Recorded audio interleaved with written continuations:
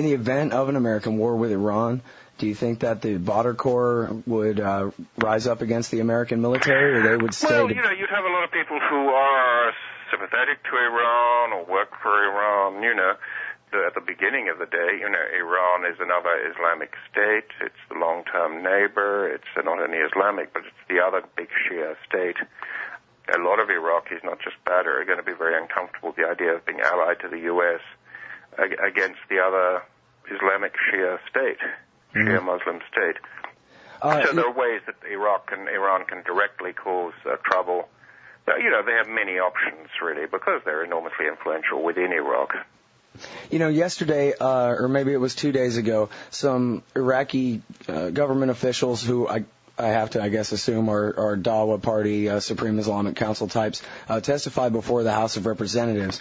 And Dr. Ron Paul asked about how the Iraqis feel about a long-term presence. And one of these Iraqi lawmakers responded, if you maintain a reasonable-sized embassy in Iraq, it would be good for relations. The military bases are a different story. Even the Ayatollah Sistani has decreed that no agreement or treaty should allow the presence of military bases, although, as you indicated, he may be kind of rocking a hard place there. Ron Paul responded, so the answer would be that the people would be less tolerant of military bases than some embassy. I mean, the argument would be that indeed we need to address the subject of military bases because it is an affront to the Iraqi people. Is that correct? And the Iraqi lawmaker responded, yes, there's definitely some resentment for the presence of military bases, not toward diplomatic presence. So there's even the Iraqi government on Capitol Hill. Sure, I mean, there's no doubt it's right. Every opinion poll since 2003 has shown that Iraqis, by and large, maybe excluding the Kurds, are against the occupation. And some are fiercely against, some are more silently against, but it is deeply unpopular. So if we have an agreement which, in effect, prolongs the occupation, and indeed you can't see an end to it, then this is going to create resistance, probably armed resistance, and it's also going to divide Iraqis. It's going to delegitimize the government. A lot of Iraqis, maybe not all, but a very large number, will see the government as a pawn, a puppet of the U.S. They will think that it's sold out Iraqi sovereignty, and there'll be resistance to this. The British did exactly the same thing after they conquered Iraq in 1917. But in 1930, they signed a treaty with Iraq. It made Iraq nominally independent. Iraq joined the League of Nations. But it bitterly divided Iraqis because the British retained two large bases. They had a very strong influence over Iraqi politics. So the Iraqi government at the time was, as now, delegitimized by this deal, considered as traitors by many other Iraqis. And this is one of the legacies of this, is the extreme violence of Iraqi politics ever since. Mm-hmm. Well, and that's something that you talk a lot about in your book, is the historical context for all this. And, of course, Americans, especially Texans, history began in 1979 when these terrible, evil people kidnapped our guys for no good reason, and they've been at war with us ever since, and they're the terror masters, like Michael Ledeen says, and there's the Shiite revolution that's going to take over if we don't stop them, and yet there's an entire history of Anglo-American domination of this place that the Iraqi people still remember good and well, and a context that they apply to this situation that completely escapes most of us. Sure, yeah. I mean, Iraqis often say that to me, that the U.S. thinks that history began in Iraq yesterday. There's no more place where history doesn't have a greater influence than Iraq.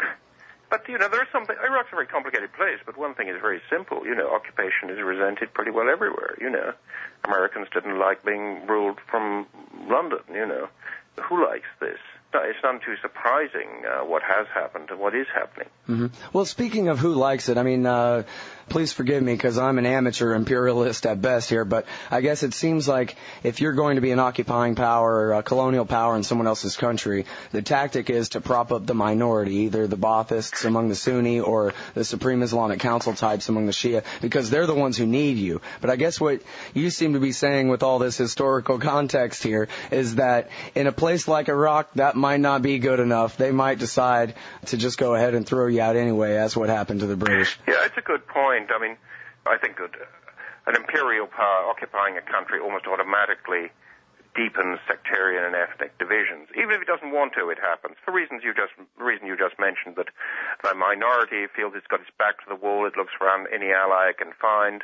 You know, if it's a foreign occupier, it looks to that occupier. But of course, it makes that minority look treacherous in the eyes of the majority, and usually there's a price to pay there. Mm-hmm. It's like the Tutsis and the Hutus in Rwanda after the Belgians left, right, in the 90s? Sure, I think it happens everywhere, you know, Catholics and Protestants in Ireland, Hindus and Muslims in India. I think the occupying power might do this tactically, but it doesn't have to. It just happens almost automatically. Now, let me ask you about Muqtada al-Sadr and his Mahdi army these days. It seemed like when Maliki launched the big attack, the Mahdi army held their own, but then since then they've melted back into Sadr City and made an agreement and allowed Iraqi army troops in there. Is the surge working in Sadr City, Patrick?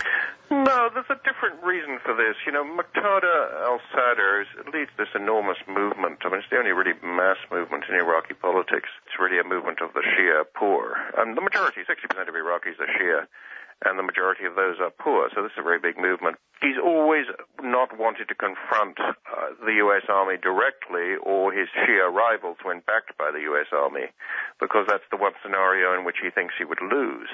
He also doesn't want to have, you know, Sadr City and it's an enormous slum and 2.5 million people in it. Doesn't want it battered to pieces, you know, by rockets and attacks from the air. So I think that he wanted a direct confrontation. Instead, what he's been doing is calling big demonstrations against the occupation and against this treaty that we've just been talking about. Do you know of any truth to the government's claims that Muqtada al-Sadr is being armed by the Iranians in order to fight Americans in Iraq? There's probably weaponry coming across, you know, but this is an obsession with outsiders in Iraq, that, you know, is somebody being armed by the Iranians or the Syrians. The one thing that's not difficult to do in Iraq is get weapons. What you need is money, and they do have money. And also the weapons aren't that sophisticated. You know, these IEDs and so forth are discussed as if they were highly technical pieces of equipment. You know, they're pretty easy to make, you know, and people can make money making them. In fact, this is so great. I'm on the phone with Patrick Cockburn himself. It was you who reported in November of 2006 that you had been around in Iraq when, I don't know who it was, the Iraqi army or the American army, had found a factory where they were making not just IED, roadside bombs, but actual EFPs with the molten copper core and so forth, right? Sure, yeah. They discovered one of those, and they kept quiet about it because they wanted to blame all this on the Iranians. At another point, the British in Basra discovered that, some stuff was coming in from Iran, but it was coming in, the importers were actually the Iraqi police in Basra, and the reason they were doing it was money, you know, that these guys would sell it to anybody. Right, there's no economy, right? And so it was just a sort of freelance operation. So I think this sort of obsession, that the idea that, you know, if the Iranians stopped supplying these, or the border was shut, but Iraq would become quiet, is quite ludicrous. Mm-hmm. Your brother Andrew, in his piece for Counterpunch a few weeks back about the secret finding authorizing more covert support for operations, covert terrorist operations inside Iran, at the end of that article, he said that he had spoken with someone, I believe an intelligence official, who was recently back from Iraq and familiar with the numbers, who said that well over 2/3 of the attacks against American soldiers are still coming from the Sunni insurgency, whether we call them the concerned citizens or not. Yeah, not the Sadrists. It's still happening. You know, it's happening somewhat less, but it's still happening a lot. Iraq is so fragmented. You know, you had a movement against al-Qaeda in Anbar province. Then the U.S. military forces were trying to replicate that in the rest of Iraq. But in parts of West Baghdad, I know that are Sunni. You know, it's not actually against al-Qaeda. The awakening councils are al-Qaeda, you know, and they get paid by the U.S. Army, but they are deeply hostile to the Iraqi government. So it's a very fragmented place. Could you please elaborate on your statement that the awakening, the concerned local citizens, sons of Iraq, that they are al-Qaeda? What sort of guys belong to the CLCs? They come from all over.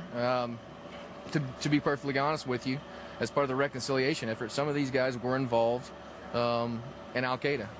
Yeah, in parts of West Baghdad, somebody was saying to me who belonged to them, He said, I don't think that any al-Sahwa, that's the name for the awakening councils in West Baghdad, walks home at night without having a relationship with al-Qaeda.